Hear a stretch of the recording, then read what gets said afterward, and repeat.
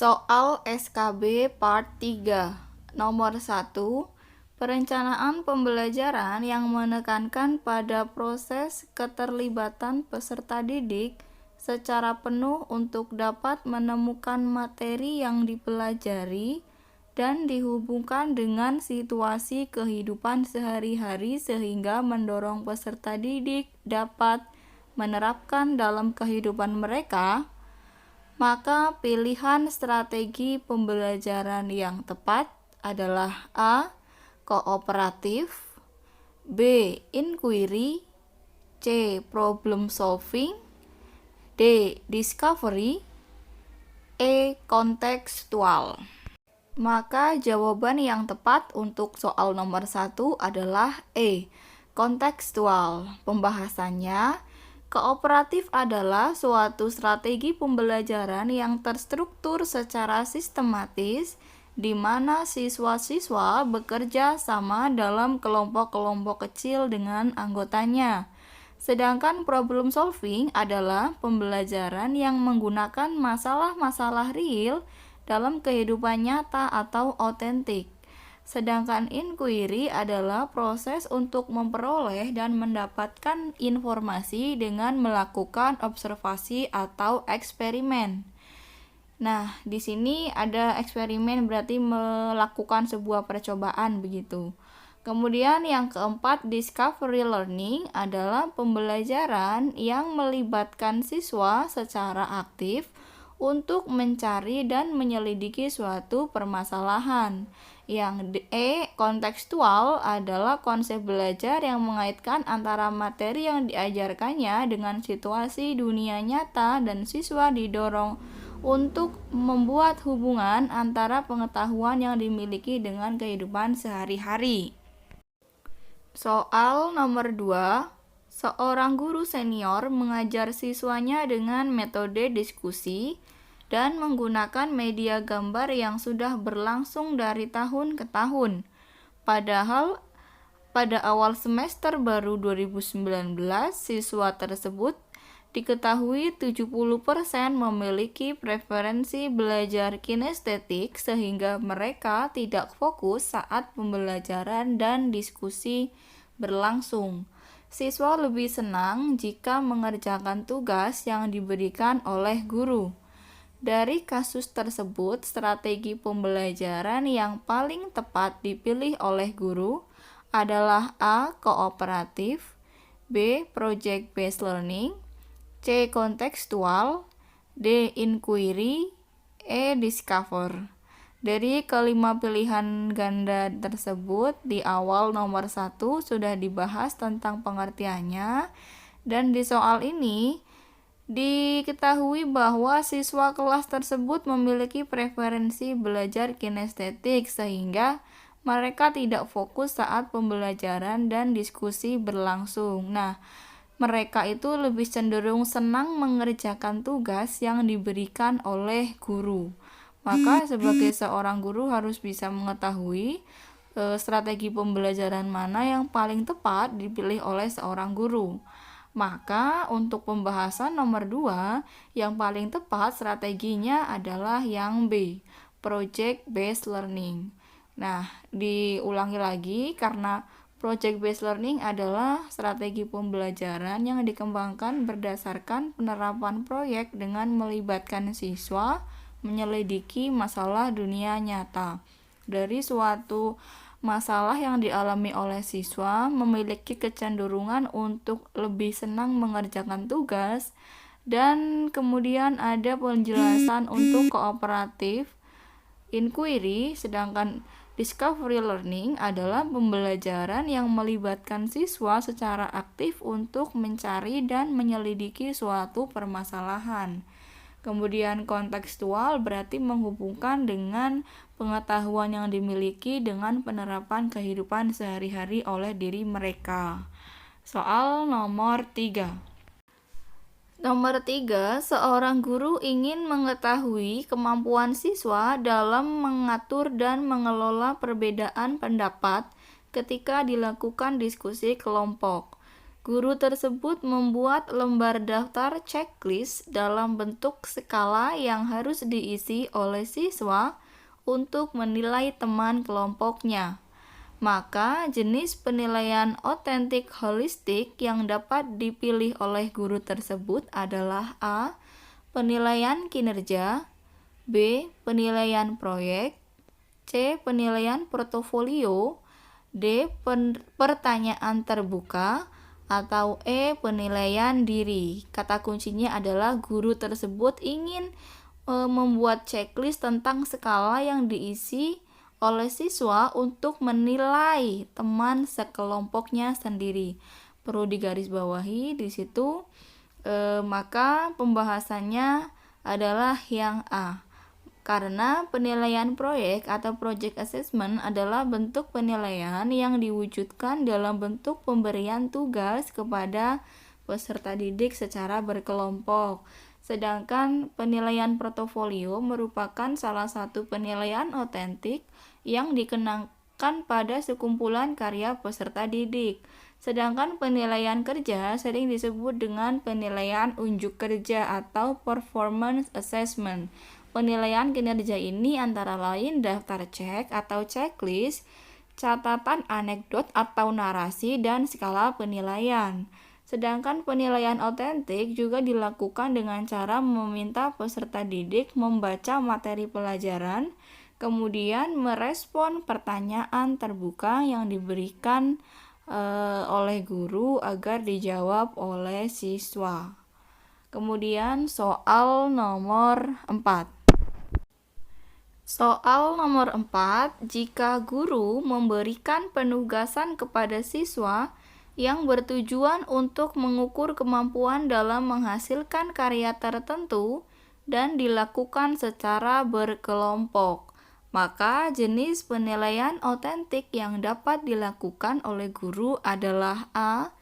Penilaian kinerja, B. Penilaian portofolio, C. Penilaian proyek, D. Penilaian jurnal, atau E. Penilaian diri. Kata kunci dari soal ini adalah menghasilkan karya tertentu dan dilakukan secara berkelompok. Maka pembahasan dari soal nomor 4 yang betul adalah penilaian proyek atau proyek assessment, yaitu bentuk penilaian yang diwujudkan dalam bentuk pemberian tugas kepada peserta didik secara berkelompok. Yang kedua, penilaian portofolio merupakan salah satu penilaian otentik yang dikenakan pada sekumpulan karya peserta didik. Menghasilkan sebuah karya dari peserta didik ya, digarisbawahi. Yang ketiga, penilaian kinerja sering disebut sebagai penilaian unjuk kerja. Penilaian kinerja antara lain yang soal nomor 3 tadi, sebuah checklist, anekdot, dan skala penilaian. Penilaian otentik juga dilakukan dengan cara meminta diri peserta didik membaca materi pelajaran, dan penilaian diri atau self-assessment. Soal berikutnya nomor 5.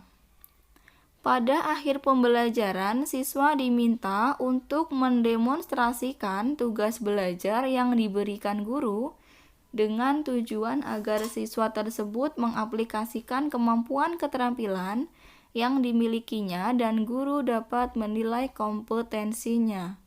Maka instrumen yang dapat dipilih oleh guru untuk merekam hasil belajar yaitu A. Daftar cek atau checklist, B. Benar salah atau true false, C. Tes tulis, D. Menjodohkan atau matching, E. Tes lisan atau oral test. Kata kuncinya di sini adalah siswa untuk mendemonstrasikan tugas belajar yang diberikan oleh guru dengan tujuan agar siswa tersebut mengaplikasikan kompetensi kemampuan keterampilannya yang dimiliki oleh peserta didik, dan guru akan menilai kompetensi dari peserta didik tersebut.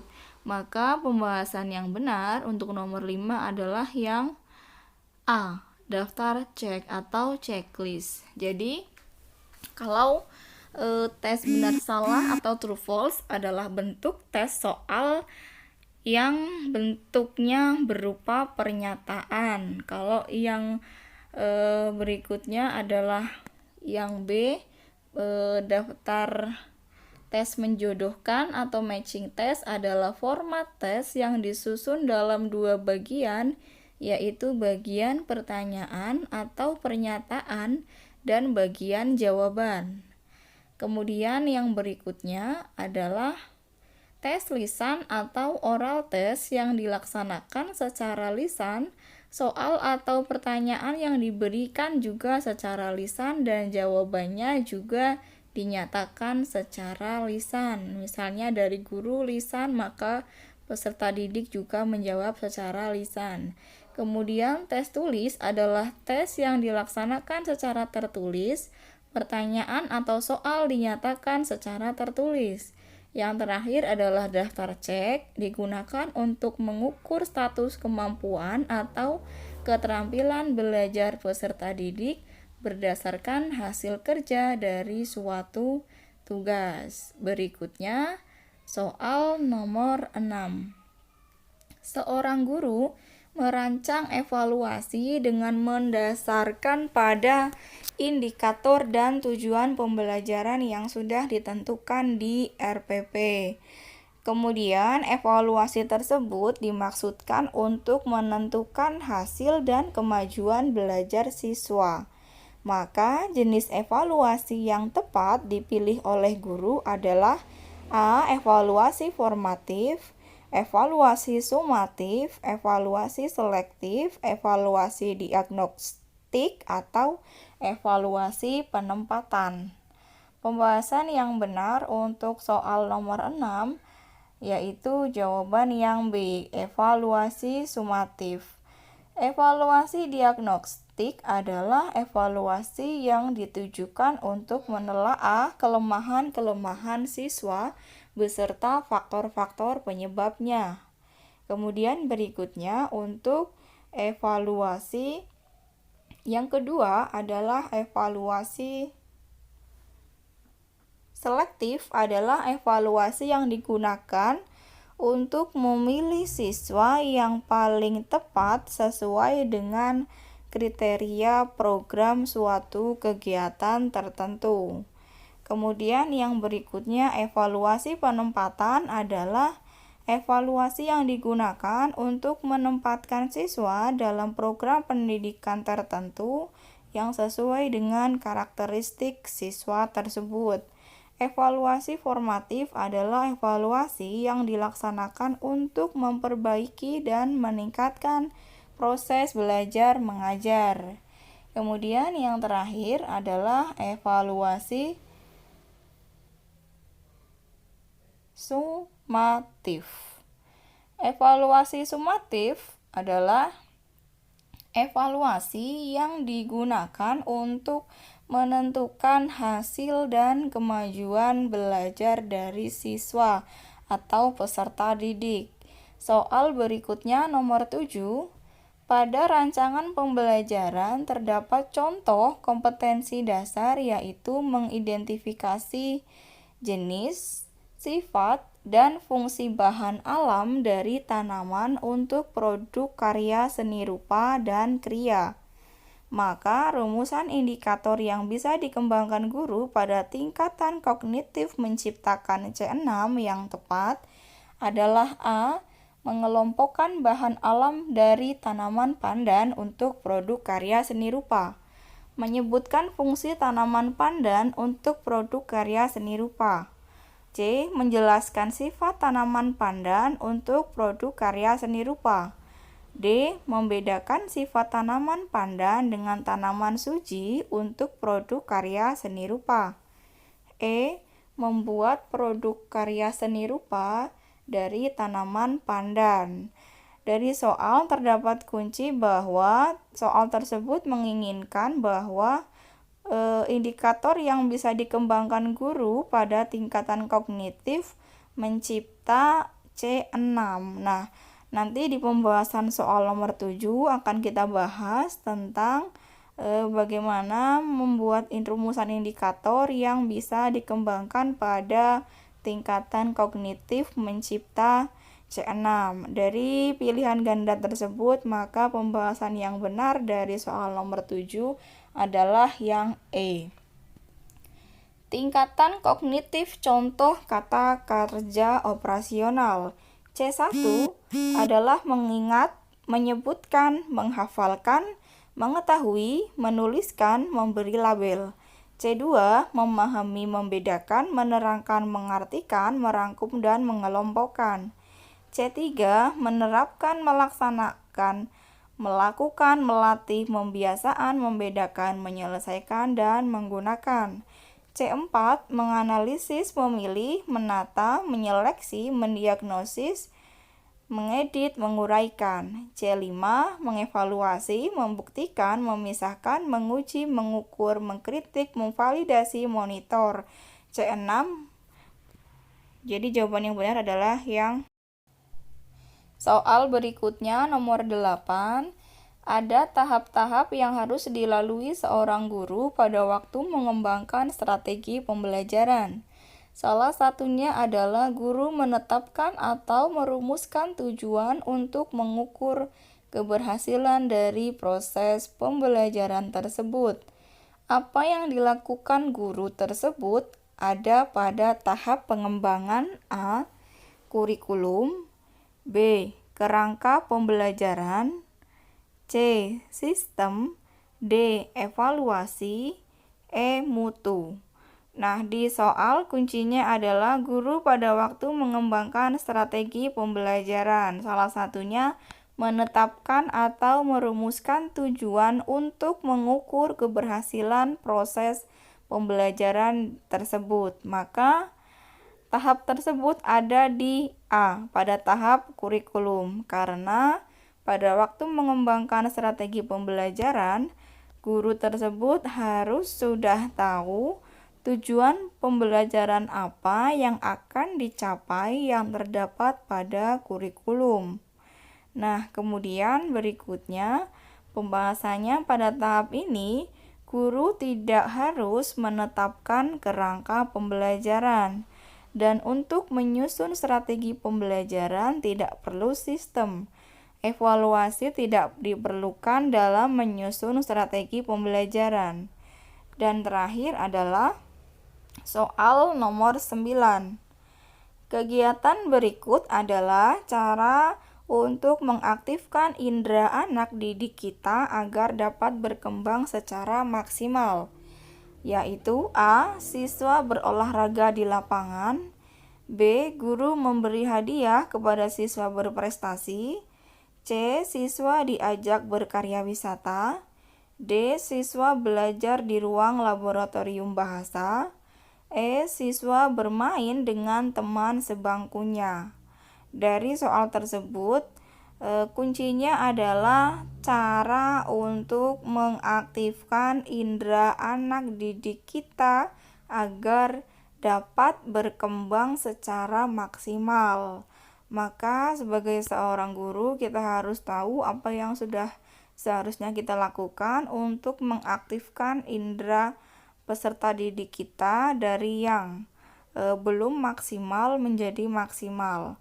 Dari yang pertama, siswa berolahraga, memberikan hadiah, diajak berkarya wisata, belajar di ruang laboratorium, atau bahkan disuruh untuk bermain dengan teman sebangkunya.